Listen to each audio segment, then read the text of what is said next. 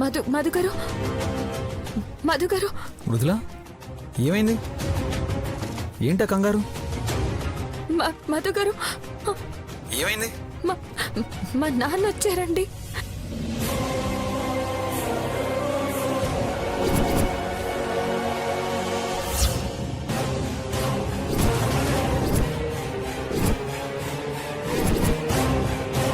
ఏమన్నా మృదుల, మీ నాన్న రావడం ఏంటి? జైల్లో ఉన్నారు కదా.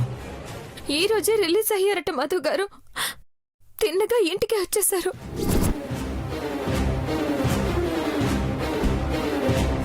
అవును, మెళ్ళో తాలిబొట్టే తల్లి.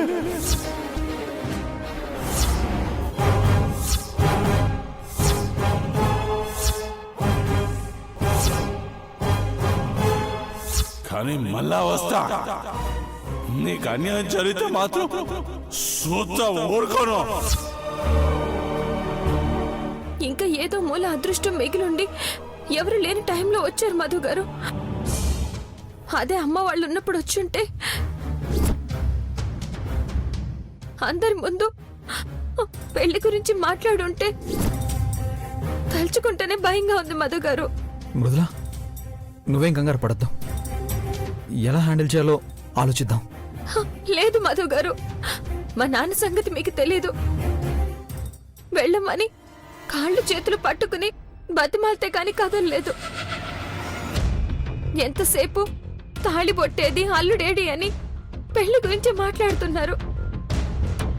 మళ్ళీ ఏ క్షణంలోనైనా రావచ్చు మధుగారు. ఈసారి ఇంట్లో ఎవరన్నా ఉంటే ఈ నిజం బయటపడకుండా ఆపలేం. భయం వేస్తోంది మధుగారు. మృదుల, భయపడద్దు. నేను చూసుకుంటానని చెప్తున్నాను కదా. లేదు మధుగారు. మృదుల, నేను చెప్పేది విను. ఇప్పటికే పెళ్లి గురించి తాళి గురించి ఆలోచిస్తూ నువ్వు డల్గా ఉంటున్నావు. నువ్వు అలా ఉండడం గౌరవ్ చూసి అసలు ఈ పెళ్లి చేసుకోవడం ఇష్టమేనా అని నన్ను ఎన్నిసార్లు అడిగాడో తెలుసా? ఇప్పుడు మీ నాన్న గురించి కంగారు పడి ఇంకా డల్గా ఉన్నావు అనుకో, తర్వాత నేను చెప్పినా గౌరవం నమ్మడు. మీ నాన్న గురించి మర్చిపోయి ప్రశాంతంగా ఉండు మృదుల. మళ్ళీ ఆయన ఇంటికి వచ్చేలోపు ఎక్కడున్నా నేను ఆయన్ని పట్టుకుని ఈ ప్రాబ్లం సాల్వ్ చేస్తాను. సరేనా? సరే మధుగారు, కానీ నాన్నగారిని హ్యాండిల్ చేయడం అంత ఈజీ కాదు. ఏ పక్క నుంచి ఏ సమస్య తీసుకొస్తారో ఊహించడమే కష్టం. నేను చూసుకుంటాను మృదుల. అలాగే మధుగారు.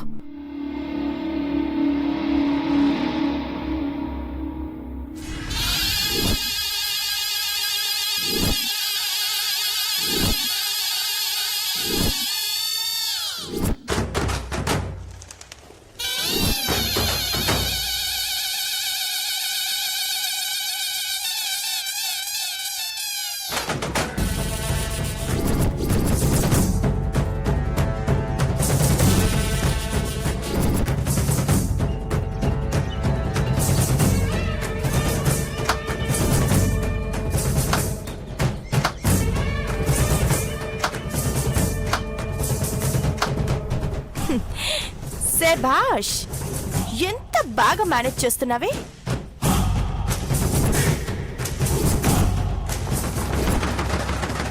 నీ బాబు ఇంటికొచ్చి వెళ్ళినా ఎవ్వరికి తెలియకుండా బాగా మేనేజ్ చేశావు.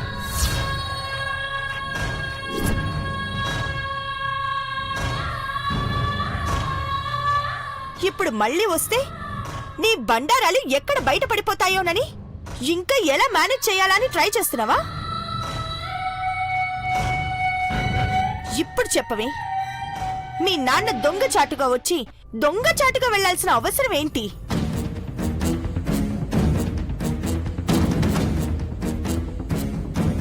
ఇంట్లో ఎవరికి తెలియకుండా ఎందుకు దాస్తున్నావు? ఏం నిజాలు బయటపడిపోతాయని దాస్తున్నావే? ఏం నిజాలు బయటపడిపోతాయండి? ఎందుకు ప్రతి విషయంలోనూ ఏదో ఒకటి లాగాలని చూస్తారు? మా నాన్న వస్తే ఏం మాట్లాడతారో ఎలా ఉంటారో తెలీదు. ఎందుకు అనవసరంగా ఇంట్లో గొడవలని పంపించేశాను. అది కూడా తప్ప? ఎవరికి చెప్తున్నావే కబుర్లో?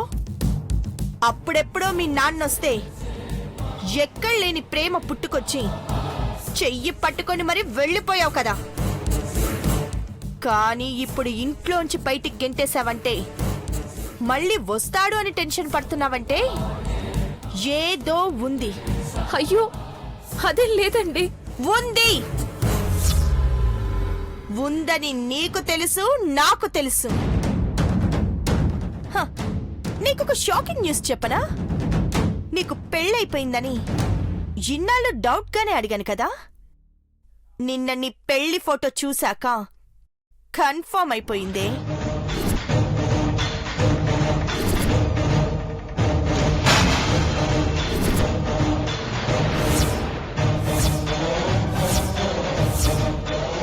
కానీ నీ పక్కన పెళ్లి కొడుకెవడో కనిపించలేదు. చూద్దామనుకునేసరికి సరిగ్గా ఫోటో మిస్ అయిపోయింది. నిన్ను ఇంట్లోంచి బయటికి గెంటేయడానికి మంచి ఛాన్స్ మిస్ అయిందని బాధపడ్డానే. కానీ మళ్ళీ ఆ అదృష్టం మీ నాన్న రూపంలో వచ్చింది. ఇప్పుడు అడుగుతున్నాను, చెప్పవే, ఎవడే ఆ పెళ్లి కొడుకు?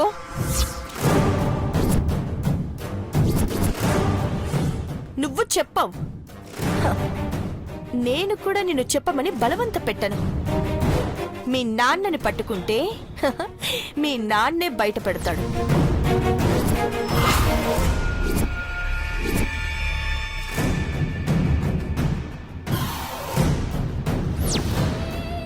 రెండు రోజుల్లో నిశ్చితార్థం చేసి వెంటనే పెళ్లి కూడా చేసేసి అమెరికా పంపించేస్తామంటున్నారు కదా. ఇప్పుడు చూస్తా నీ నిశ్చితార్థం ఎలా జరుగుతుందో, అమెరికాకి ఎలా వెళ్తావో. నేను పుట్టి బుద్ధెరిగాక మా అమ్మ కూడా నన్ను ఒక దెబ్బ కొట్టలేదే, కానీ నువ్వు కొట్టా. నీ బ్రతుకు మీద కొట్టకుండా హ, ఎలా వదిలేస్తాననుకున్నావు? క్షణాలు క్షణాలు లెక్క పెట్టుకో ఇక.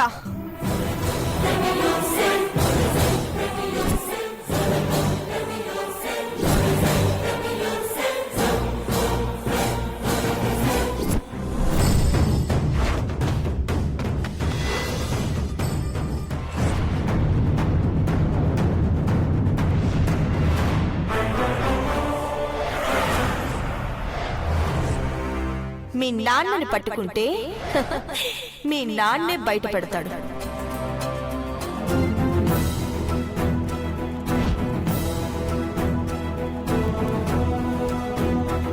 మధు చెప్పరా. రే, చాలా పెద్ద ప్రాబ్లం వచ్చిందిరా.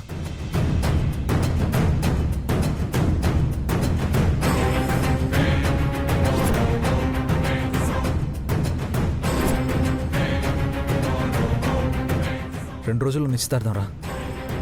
ఈలోగా ఆయన వచ్చి ఏమాత్రం నిజం బయట పెట్టినా ఇన్నాళ్ళు పడ్డ కష్టం మొత్తం వేస్ట్ అయిపోతుంది.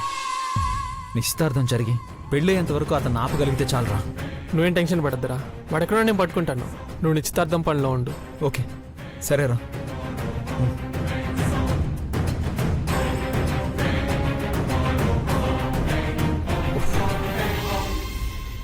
ప్రాబ్లమ్స్ అన్ని క్లియర్ అయిపోయినాయి. ఇక ముహూర్తాలు పెట్టుడే ఆలస్యం.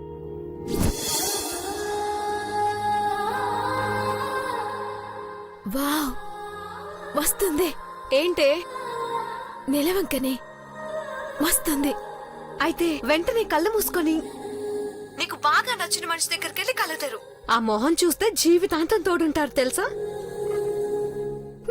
అట్లనా? అవునే. అయితే నువ్వు వెంటనే ఫోన్ పెట్టి ఇప్పుడే మా బావ మొహం చూడాలి. మీ బావుంటేది ఎక్కడో కదే, కళ్ళు మూసుకొని అక్కడికెలా వెళ్ళిపోతావు? పోవుడెందుకే, వీడియో కాలింగ్ ఉంది కదా.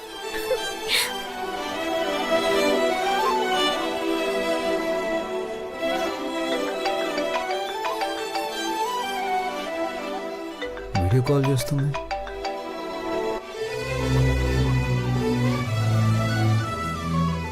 వీడియో కాల్ చేసి కళ్ళు మూసుకున్నావంటే బావా, ఇప్పుడు ఫోన్లో నువ్వే కనిపిస్తున్నావు కదా.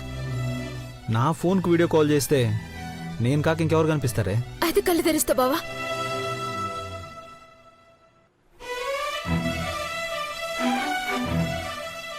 అమ్మయ్యా చూసిన బావా. మెంటల్. ఏమైందా నీకు? నెలవంక చూసిన బావా. తర్వాత ఇష్టమైన వాళ్ళ మొహం చూస్తే జీవితాంతం తోడుంటారంట కదా, అందుకే వెంటనే నిన్ను చూడాలని వీడియో కాల్ చేసిన. అందుకే. ఏంటి ఇలాంటి పిచ్చి నమ్మకాలు కూడా నమ్ముతావు నువ్వు? పిచ్చిదో మంచిదో నువ్వు నాకు తోడుంటావంటే చాలు బావా. ఏదైనా నమ్ముతా, ఏదైనా చేస్తా. అయ్యో మానసి వదిన, అన్నయ్య మీద ఎందుకింత పిచ్చి ప్రేమను పెంచుకుంటున్నా? అన్నయ్య మనసులో ఉన్నది నువ్వు కాదు. ఆ నిజం బయటపడిన రోజు నువ్వేమైపోతావో ఊహించుకుంటేనే భయంగా ఉంది. సరే,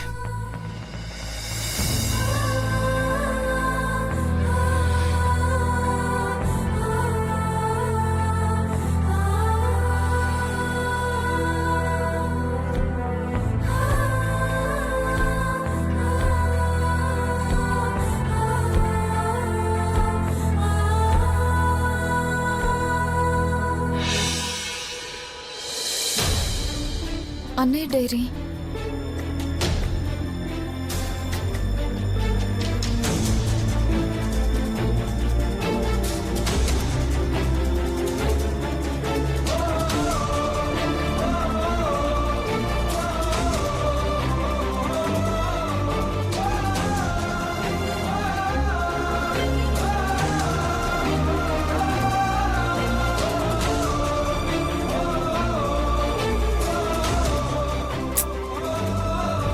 సారీ అన్నయ్య, నీకు తెలియకుండా నీ డైరీ చదవడం తప్పే.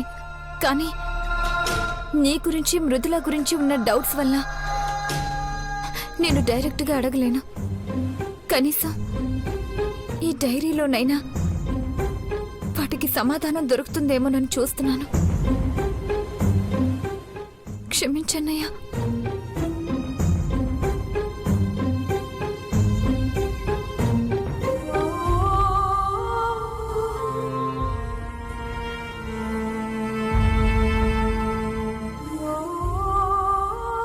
ఈరోజు నా జీవితంలోనే అందమైన రోజు. మధురమైన కొన్ని అక్షరాలు నా మనసుని తాకిన రోజు. నా మనసులో ప్రేమ పుట్టిన రోజు.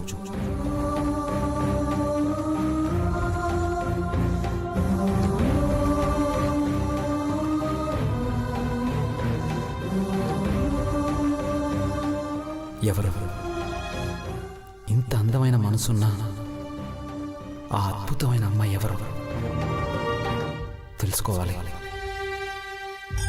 ఆ అమ్మాయిని చూడాలి.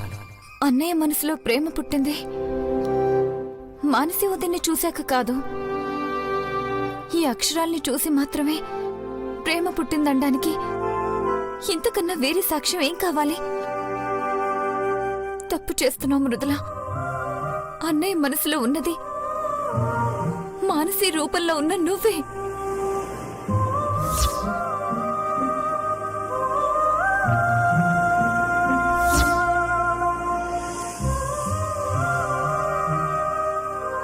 నా నిరీక్షణ ఇంత తొందరగా ఫలిస్తుందని నేను ఊహించలేదు.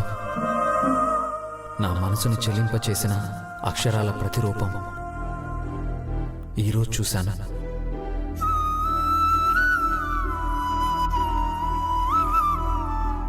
అందమైన మనసుకు మించిన అందమైన రూపం మానసి. నా జీవిత గమ్యం.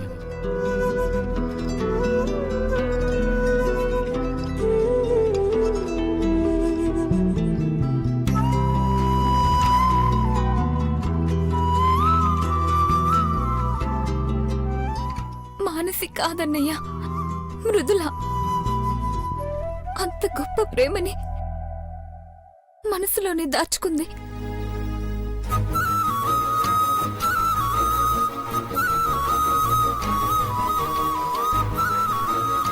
మృదులకేమైంది? ఎందుకు అందరినీ కాదని వాళ్ళ నాన్నతో వెళ్ళిపోయింది? ఎలాగైనా మృదుల పెళ్ళి ఆపే వాళ్ళ నాన్న బారి నుంచి కాపాడాలి.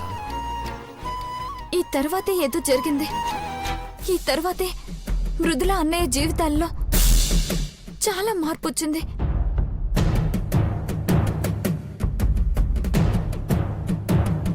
ఇంత ధైర్యంగా ఈ నిర్ణయం ఎలా తీసుకోగలిగాను? మృదులకి న్యాయం చేయబోయి అన్యాయం చేశానా? మృదుల జీవితాన్ని నా చేతులతో సమాధి చేశాను.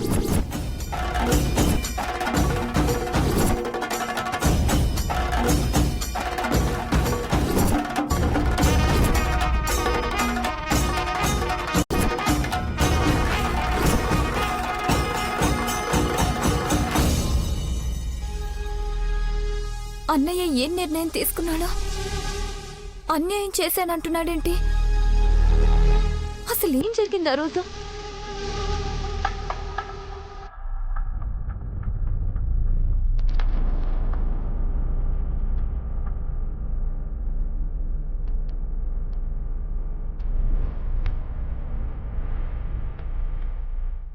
అయితే భర్తే అయి ఉంటాడమ్మా. భర్త స్థానంలో ఉండి పూజ చేశాడు. మృదులకి అన్యాయం చేశానంటున్నాడు. కొంప తీసి అన్నయ్య మృదులని పెళ్లి చేసుకోలేదు కదా?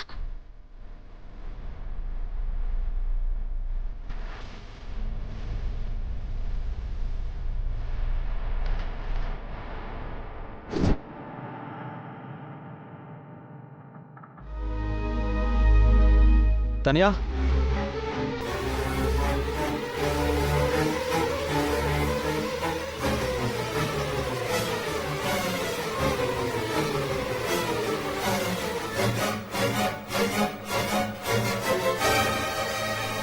తనియా, ఏంటది? అది అన్నయ్య, అది అన్నయ్య. ఆ కన్నీళ్ళేంటి? ఏం లేదన్నయ్య, ఏం లేదు. ఎందుకు ఏడుస్తున్నావే? అవును తనే, ఆ కన్నీళ్ళు ఎందుకు వస్తున్నాయి? ఏమైంది? లవ్ ప్రాబ్లం అన్నయ్య.